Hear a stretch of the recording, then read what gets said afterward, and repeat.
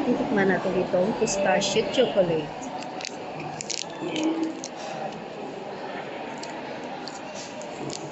Alam nyo guys, popular ito dito.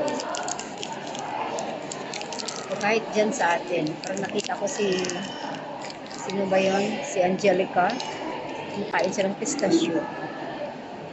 Tingnan mo.